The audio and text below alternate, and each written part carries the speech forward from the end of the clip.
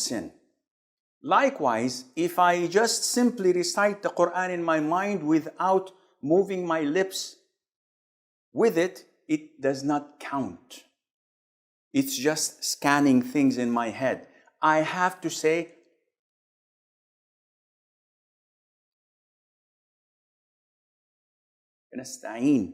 I have to move my lips and my tongue. And this is why when some of the companions of the Prophet ﷺ came to him, he said to him, your tongue must remain moist with the remembrance of Allah.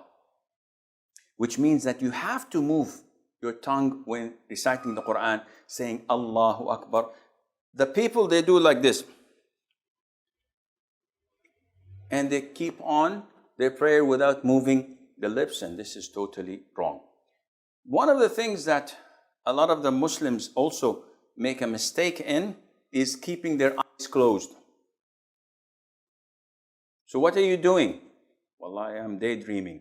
I think I'm on the beach in Côte d'Azur, in Cannes or Nice.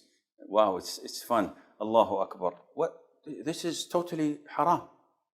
Why are you closing your eyes? He said, oh, Sheikh, I'm distracted.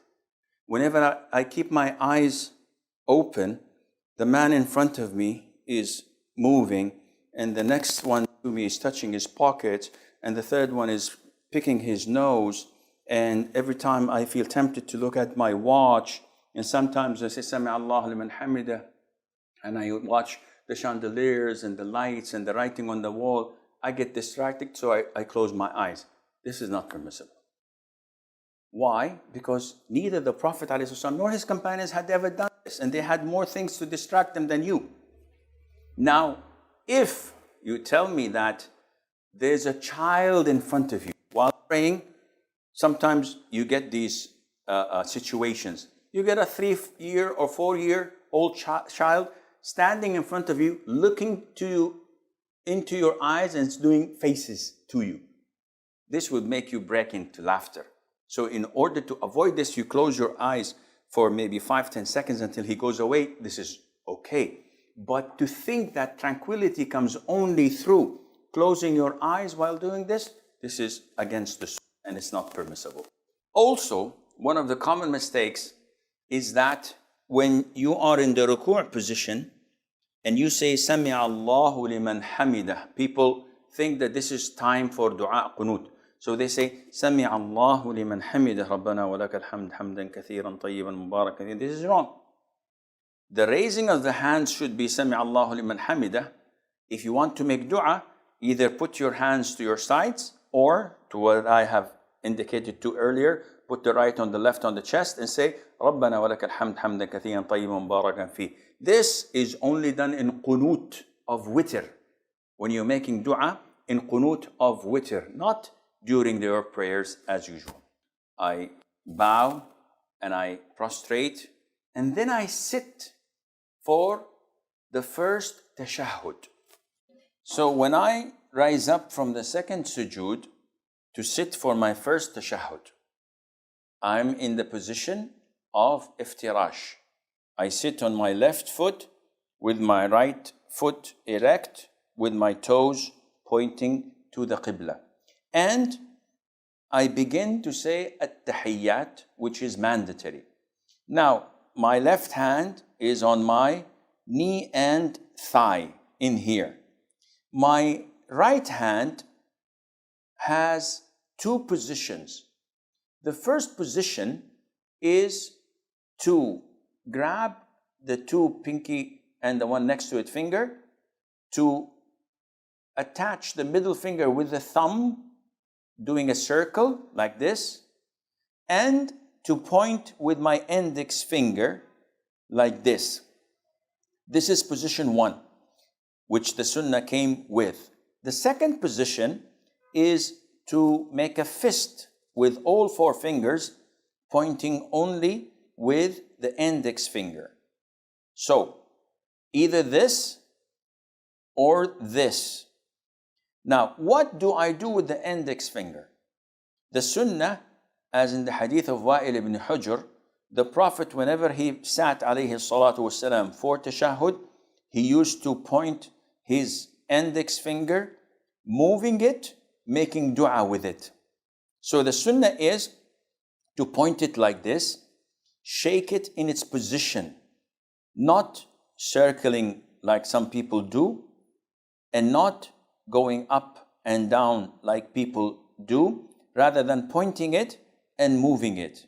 There is another hadith which is not as strong, not as authentic, which was narrated by Abdullah ibn Zubayr, may Allah be pleased with him and with his father, that the Prophet used to point and does not move. But the most authentic opinion is the hadith of Wa'il ibn Hujr, that he used to move it throughout. So when do we stop, Shaykh? You begin by saying, التحيات لله والصلوات والطيبات السلام عليك أيها النبي ورحمة الله وبركاته السلام علينا وعلى عباد الله الصالحين أشهد أن لا إله إلا الله وحده لا شريك له وأشهد أن محمدا عبده ورسوله, with different variations of this tashahhud. And I'm moving my finger. Point out that I can say either one, the hadith of Umar or the hadith of Abdullah ibn Mas'ud. Assalamu alayka ayyuha nabi.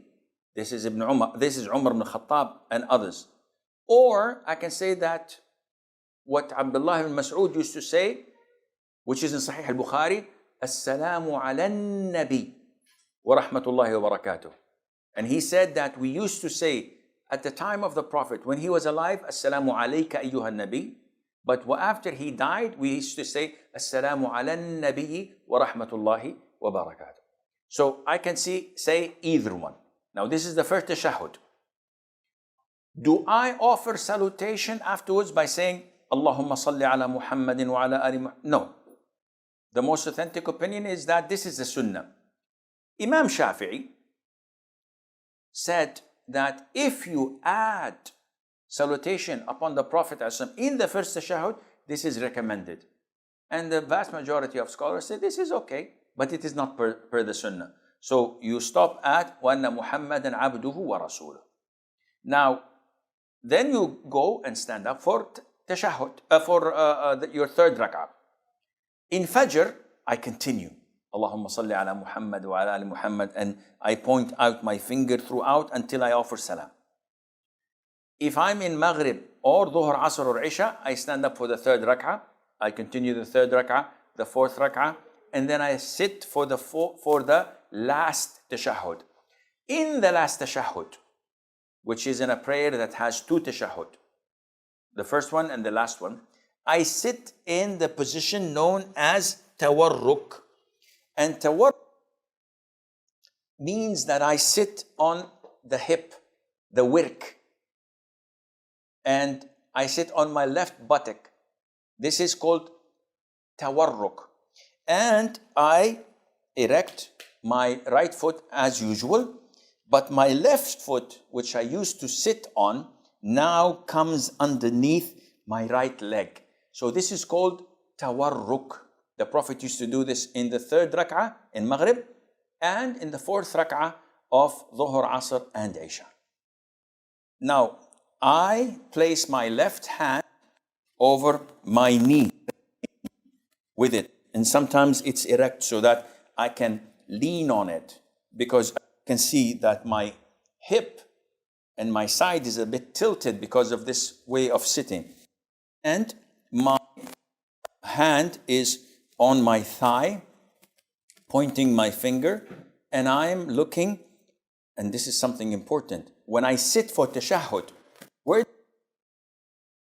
the hadith, the authentic hadith states the Prophet used to look at his index finger. So I should keep my sight